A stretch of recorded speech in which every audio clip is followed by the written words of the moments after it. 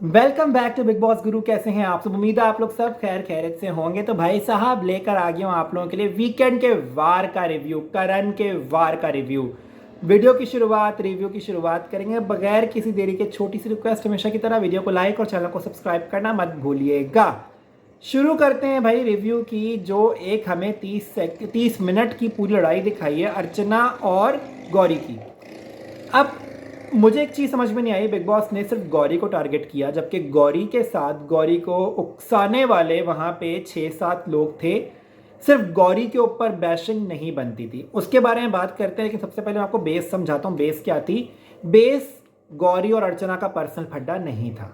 Base ये थी कि शिव ने अपने 2 कारिंदे छोड़े थे, MC स्टैन और गौरी ना गौरी, अर्चना के पीछे कि उसकी कैप्टनसी बर्बाद करे। ठीक है, शिव क्लीन स्वीप करके पीछे हट गया, लेकिन ये दोनों आगे बढ़ते रहे। और गौरी क्योंकि वो एक बहुत ही सादे दिमाग की एक कंटेस्टेंट है, तो उसने अपने सादे दिमाग में उसको जो समझ में आया उसने किया। उसने जो मुंह में आया बोलती गई। शिव के चलाए हुए और निम्रत के चलाए हुए उस वार पे गौरी ना गौरी फुल नाची, फुल थिरकी। कुछ समझ नहीं आया गौरी को वो कर क्या रही है, कहाँ गलत जा रही है, कहाँ सही जा रही है। वो सिर्फ शिव के, उसने जो शिव ने एक माइंड मेकिंग की MC स्टैन और गौरी की, उसके बाद गौरी पागल हो गई। ठीक है, मानिया भी पागल हो गई, MC स्टैन भी पागल हो गया। हमने पूरे एपिसोड में, उस पूरे 30 मिनट में ये नहीं देखा कि शिव कहीं किसी काम से मना कर रहा हो, बल्कि शिव आके उसको समझा रहा था कि वो करवाओ वो करवाओ। शिव हमें नहीं दिखा कोई भी काम मना करते हुए। मना करते हुए कौन दिखा हमें? MC स्टैन, मानिया और गौरी। गलत कौन लगे? यही 3।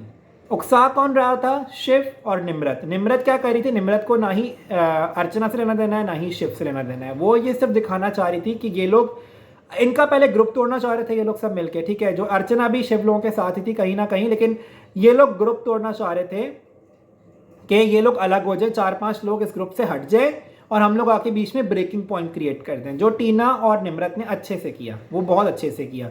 बीच में मुझे एक चीज़ अच्छी लगी कि सुम्बल ने अपना पॉइंट ऑफ व्यू बताया कि यार ये गलत है, मानिया को समझाने आई। लेकिन जो शिव ने अपने कारिंदे खड़े किए हुए थे, जैसे कि MC स्टैन और गौरी, वो बीच में घुस गए। फिर सारी की सारी लड़ाई मुद्दा अपने सर पे ले लिया। अब बाकी सब गौरी को शुरू करके पीछे हो गए। गौरी बोलती गई बोलती गई बोलती गई, गौरी गंदी हो गई अंदर आके। तो जो बातें गौरी ने बोली उसको सपोर्ट मैं नहीं कर रहा, लेकिन जो बुलवाया गया, ठीक है, ये जो उसको पुश किया गया, जो उसको पंप किया गया, ये उसी के दोस्तों ने किया। ये गौरी खुद से नहीं हुई है। वो करण जौहर ने आके बराबर बोला कि ये आप अपनी वजह से नहीं करी थी, ये आप कर इसलिए रही थी कि आपके दोस्त की कैप्टनसी गई है। और कहीं ना कहीं वो कैप्टनसी जाने के बाद शिव ने उनके दिमागों में ये बात डाली कि अर्चना की कैप्टनसी खराब की जाए। अब इसमें यह हुआ कि निम्रत और शिव तो बैक स्टेप पे हो गए, फ्रंट फुट पे आ गए मानिया, गौरी और MC स्टैन, और वो गलत देखने लगे हम सब लोगों को। अब हम लोग बात करते हैं जो करण जौहर ने जो है आके गौरी को बातें बोली। पहली बात तो ये, करण जौहर की मुझे कल की होस्टिंग सही लगी, अच्छी लगी। OTT के मुकाबले में कल का एपिसोड आके उसने सही से होस्ट किया। जो बातें जिसको बोलनी थी वो बोली। शुक्र है कि उसने निम्रत को या टीना को या शिव वगैरह को ज़्यादा बोलने का मौका नहीं दिया, क्योंकि जो निम्रत है हमें कहीं ना कहीं नॉन सीरियस कल लग रही थी करण जौहर को लेके। और अगर वो बोलना शुरू होती तो वो पूरा पॉइंट ऑफ व्यू बदल देती उसका, और अपने सर से बात हटाने के लिए वो किसी भी हद तक कोई भी एक्सप्लेनेशन दे सकती थी, जो कि करण या मेकर्स नहीं चाह रहे थे कि निम्रत अपने आप को क्लीन स्वीप दे। क्योंकि निम्रत पूरी टोटल हमें इन 2 दिनों में गलत दिखती हुई दिखाई दी है। निम्रत ने उकसाने का काम, चीज़ें बिगाड़ने का काम बहुत बराबर किया है। उसके बाद करण जौहर ने जो है वो अर्चना को सपोर्ट किया। प्रियंका का मुझे ये अच्छी चीज़ लगी कि यार मुद्दा उसका हो ना हो, वो मुद्दा कहीं ना कहीं से आके प्रियंका के ऊपर बैठ जाता है। तो बिग बॉस के घर में हो, ठीक है यार, ये बात अच्छी चीज़ है कि आपका अगर कोई मुद्दा नहीं है तो आप मुद्दे को ऐसे घुमा रहे हो जिसको सारा का सारा मुद्दा उन 2 पार्टियों से हट के आपके ऊपर आ रहा है। करण जौहर जब बात कर रहा था, प्रियंका आगे से आगे से रिप्लाई करी थी, रिस्पॉन्स दे रही थी, जिससे शिव की और MC स्टैन की हट रही थी। वो बीच बीच में उसको बोल भी रहे थे, जो कि गलत बात नहीं है बिल्कुल भी। अर्चना और प्रियंका हीरो बन गए। बाकी जो शिव का गैंग था वो टोटल गलत नजर आया, टोटल गलत नजर आया। कहीं ना कहीं हमने देखा कि शालीन भी जो है इन लोगों से परे नजर आया हम लोगों को। शालीन को कहीं ना कहीं बात समझ में आ गई थी कि ये लोग सब गलत दिख रहे हैं, गलत जा रहे हैं, गलत नजर आ रहे हैं। मुझे इनका स्टैंड नहीं लेना, मुझे अपना अलग से व्यक्तित्व दिखाना है, जिससे ऑडियंस मुझे जो इतना नेगेटिव पोर्ट्रे हुआ मुझे प्यार करना शुरू हो। तो उसने जो है प्रियंका अर्चना का साथ दिया और MC स्टैन और उसने गोरी ना गोरी से आगे बहस भी की। तो ये मुझे इंटरेस्टिंग लगा करण जौहर का, ये जो जितना भी समझाया उसने, मुझे इससे कोई एतराज़ नहीं है। अच्छा समझाया, अच्छा होस्ट करके गया। फिर उसने गोरी ना गोरी को उसने फिर बोला कि आप घर में रहना चाहती हैं या जाना चाहती हैं। तो मुझे एक बात पे डाउट हुआ कि जब लास्ट सीज़न में अफसाना खान ने धमकी दी थी शमिता शेट्टी को, उसको तो फ़ौरन आउट कर दिया गया था, तो गोरी ना गोरी डंबल लेके घूम रही है, उसको क्यों नहीं आउट किया? मुझे ये बात समझ में नहीं आई। पार्शलिटी दिखाई दी मुझे। अफसाना खान को निकालने में बिग बॉस ने 10 मिनट नहीं लगाए थे। गोरी ना गोरी को उसने कुछ भी नहीं बोला, बिग बॉस ने कोई रिस्पॉन्स नहीं दिया।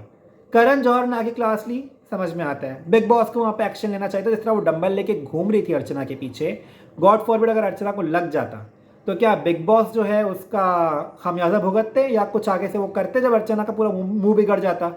तो ये चीज़ मुझे थोड़ी वियर्ड लगी कि आपने यही चीज़ अफसाना को निकाला था, लेकिन आपने गोरी को घर पे ही रखा, जो कि मुझे गलत लगा, जो कि मुझे एक वियर्ड चीज़ लगी।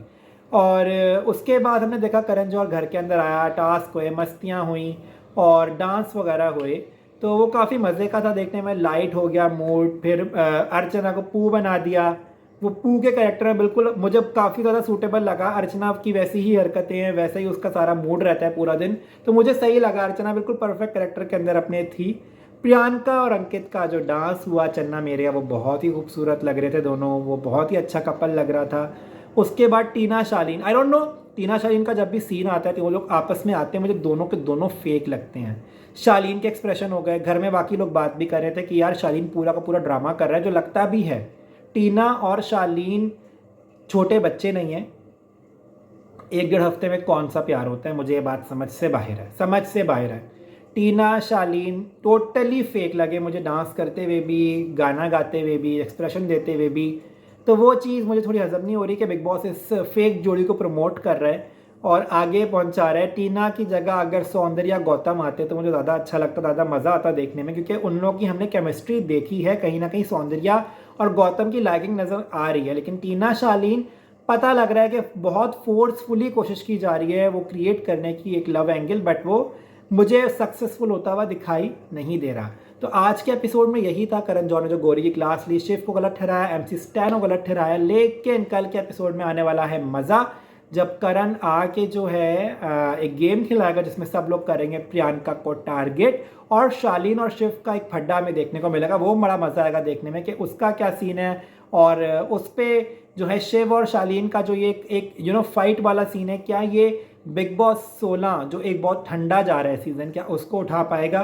क्या बिग बॉस 16 की रेटिंग ऊपर हो पाएंगी? क्योंकि कंटेस्टेंट से ज़्यादा मुझे ये कसूर लग रहा है मेकर्स का। मेकर्स बहुत ही ठंडे पड़े हुए हैं इस पूरे सीज़न में। तो ये था आज का रिव्यू के बारे में। आप लोग मुझे बताएं कैसा लगा आप लोगों को। वीडियो को लाइक और चैनल को सब्सक्राइब और कमेंट करना बिल्कुल ना भूलेगा। मैं आप लोगों से मिलूंगा अगली वीडियो में, तब तक के लिए गुड बाय।